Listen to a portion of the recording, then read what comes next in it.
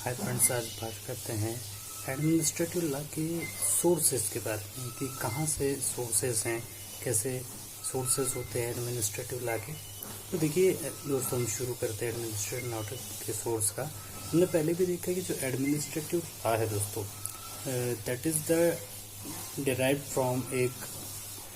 किया गया है फ्रॉम द इंडियन कॉन्स्टिट्यूशन। सारे जो उसके डॉक्ट्रिन्स हैं, सारी जो चीज़ें हैं वो इंडियन कॉन्स्टिट्यूशन से ली गई हैं। अब देखिए, इसमें हम बात करते हैं कि इसका सोर्स इंडियन कॉन्स्टिट्यूशन से कैसे है। तो सबसे पहले हम बात करते हैं आर्टिकल 323 ए एंड 323 बी की। आप कॉपी पेन लेके इसे नोट करते जाइए, जो भी चीज़ें हैं उसके नोट्स बनाते चलिए।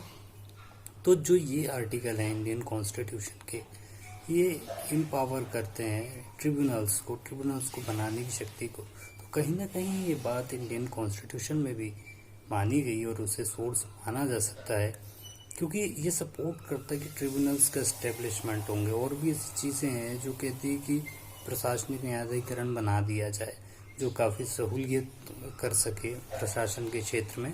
तो संविधान जो है वो इसका पहला सोर्स है एडमिनिस्ट्रेटिव लॉ का। सेकंड, चलते हैं हम फिर से एक बार देखते हैं कि विधान जो होता है, और विधान की बात से हम जानते हैं कि विधायिका होती है। पार्लियामेंट हो, लेजिस्लेशन हो, स्टेट लेजिस्लेशन हो, ये सब विधि बनाने का काम करती हैं।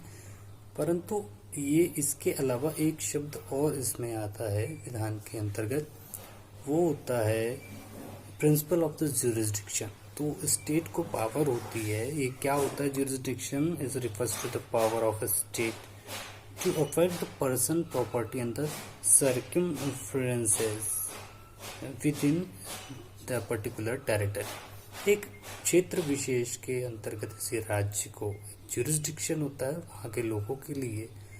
वहाँ के लोगों को प्रॉपर्टी के लिए, सर्कमस्टेंसेस के लिए कुछ ज्यूरिसडिक्शन, क्षेत्राधिकार होता है। तो विधान के अंतर्गत ये चीज़ें भी सोर्सेस होती हैं। ये चीज़ क्या होगी कि स्टेट अच्छे से अच्छा काम कर सके लोगों की वेलफेयर के लिए, और वही चीज़ जो संवैधानिक है कि कल्याणकारी राज्य की स्थापना कर सके। तो ये भी एक इम्पोर्टेंट सोर्स है विधान। तीसरे सोर्स की बात करते हैं, ऑर्डिनेंस, अध्यादेश। अध्यादेश देखिए आर्टिकल 123 संविधान पे चलते हैं। वो कहता है कि जो राष्ट्रपति महोदय है वो जब भी, यदि अब हमने देखा है जो भी कि जो पार्लियामेंट है या स्टेट लेजिस्लेटिव असेंबली वगैरह हैं, ये विधान बनाती हैं। पर ऐसी स्थिति जब ये सेशन में ना हो पार्लियामेंट, तब उस स्थिति में जो राष्ट्रपति महोदय हैं, या स्टेट की बात करें तो जो गवर्नर साहब है, राज्यपाल महोदय हैं, वो इस चीज़ को इम्प्लीमेंट करती है, ऑर्डिनेंस के रूप में अध्यादेश जारी कर सकती है। आगे स्पेशली बात करें सोर्स की, तो हम बात करते हैं फिर से एक बात डेलीगेटेड लेजिस्लेशन की, कि एक ऐसा पावर होता है जो स्टेट को, अथॉरिटी को दिया जाता है कि आप किसी पर्टिकुलर फील्ड पर अपने लॉज, एक्ट्स, रूल्स बना सकते हैं। और ये पावर एक लिमिट, एक दायरे के अंदर जो है डेलीगेट किया जाता है बाय द लेजिस्लेचर इसको डेलीगेट करता है। तो ये हो गया इसके अकॉर्डिंग कि हम इसके सोर्स की बात कर रहे हैं एडमिनिस्ट्रेटिव लॉ की। तो जो डेलीगेटेड लेजिस्लेशन है, ये भी इसका एक बहुत बड़ा स्रोत है। कई जगह पर कई चीज़ें देखे हैं, कोई बहुत सारे फेमस केस है जहाँ नेचुरल जस्टिस की बात कही गई है। जैसे Menaka Gandhi versus Union of India case की बात करें तो यहाँ भी नेचुरल जस्टिस की बात की गई है। तो प्रशासन का जो मेन चीज़ है, जो इसका बेसिक प्रिंसिपल है, वो भी नेचुरल जस्टिस पर डिपेंड करता है कि प्रशासन नेचुरल जस्टिस होना चाहिए।